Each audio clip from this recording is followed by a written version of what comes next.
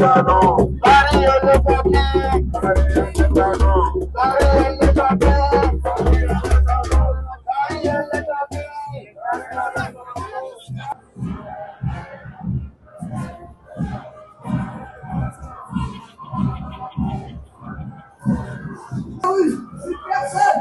la rue,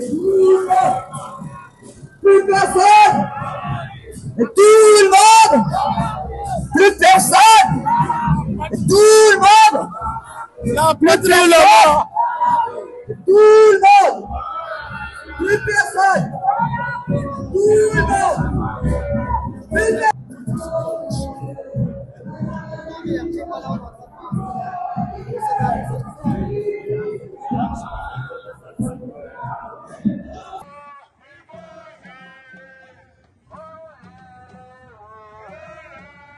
Ouais, c'est une réussite cette manifestation.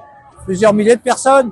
Et sur la France entière, c'est plus des milliers de locataires, de mal logés, de sans logis, de militants du logement qui ont manifesté aujourd'hui sous le soleil et pour exiger la baisse des loyers, la réalisation massive de logements sociaux, l'abrogation de la loi Kasbarian-Berger, le respect des droits et des lois des locataires et l'arrêt des expulsions, un moratoire sur les expulsions.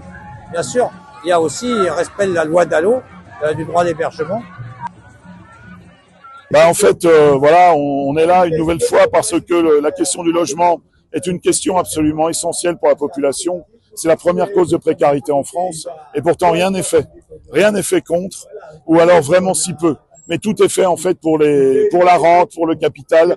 Tout est fait pour à nouveau augmenter le revenu de ces gens-là et en fait de toujours plus expulser, toujours plus reléguer aux périphéries les classes populaires qui ne se défendent pas. Et c'est vraiment le souci. Et c'est pour ça qu'il faut vraiment qu'on arrive à construire collectivement une réponse. Et c'est vraiment le rapport de force. Et aujourd'hui, on était quelques milliers ici en France. Donc à rappeler quand même ces évidences.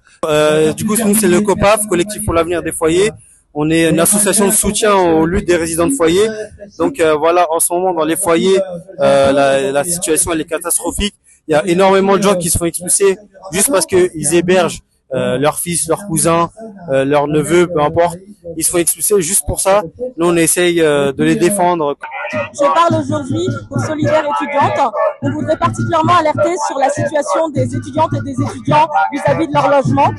1,5 million d'étudiantes et des étudiants sont mal logés aujourd'hui. Et nous voudrions particulièrement dénoncer ce qui se passe au Crous. D'abord avec une privatisation des Crous et une logique de commercialisation comme ce qui a pu être vu pendant les JO 2024.